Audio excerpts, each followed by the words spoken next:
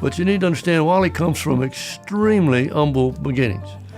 As even he would tell the story, he was 17 years old and plowing behind a mule on his family's farm near Haleyville, Alabama, and looked around and said to himself, I'm not sure what else is out there, but whatever it is, I bet it's a lot more interesting than the back end of this mule I'm staring at.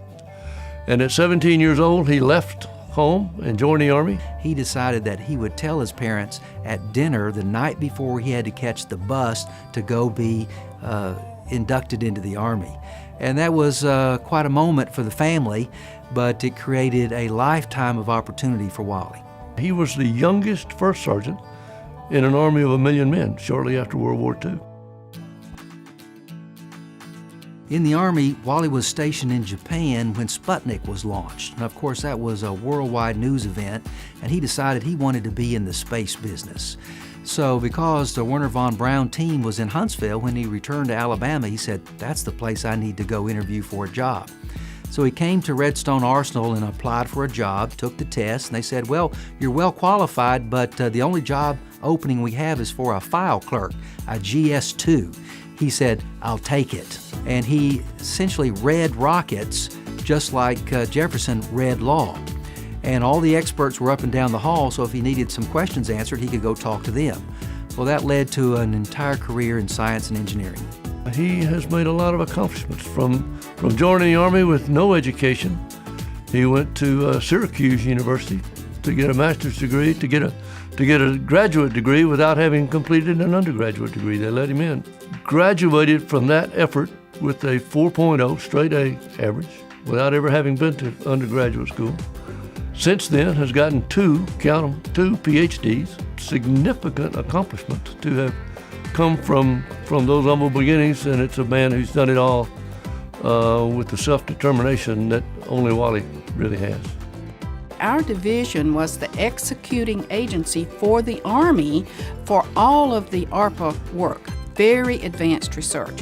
So a lot of the systems that you have today, such as your propulsion systems, such as your radar systems, such as your sensor systems, all of that was handled through ARPA orders. Wally is one of the few people I've ever met that's nearly always positive. He's the most optimistic person I believe I've ever met. He was a forward thinker, very much a visionary. So he could see the importance of this technology, the advancements that we needed to make, that, as we always said in later days, supported the muddy boots. And as we worked together over the years, I came to know Wally and came to respect Wally and came to understand what a tremendous thinker Wally was and how Wally could always seem to understand the bigger picture of things. Wally is sort of the ultimate people person. I've taken flights into Washington where we would get in a cab and ride into the district, and by the time we would cross the bridge into the District of Columbia, Wally would know where the cab driver was from, what the principal exports was for his country, what the last time he got to visit his family, and so forth. If I were to do that, it would be prying. When Wally does it, it's genuine interest.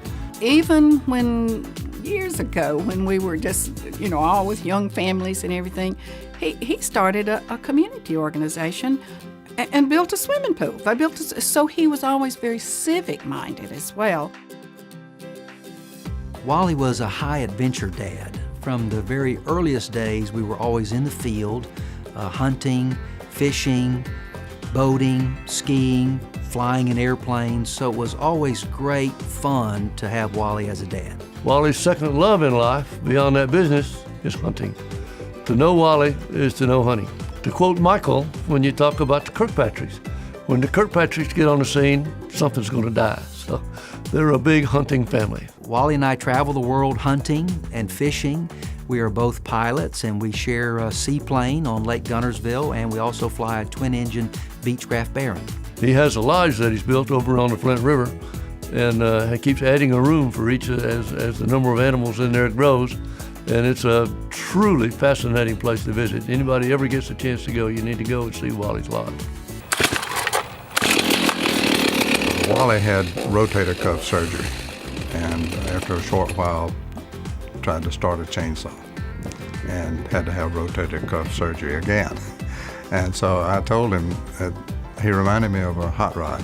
a lot of performance, but didn't idle very well.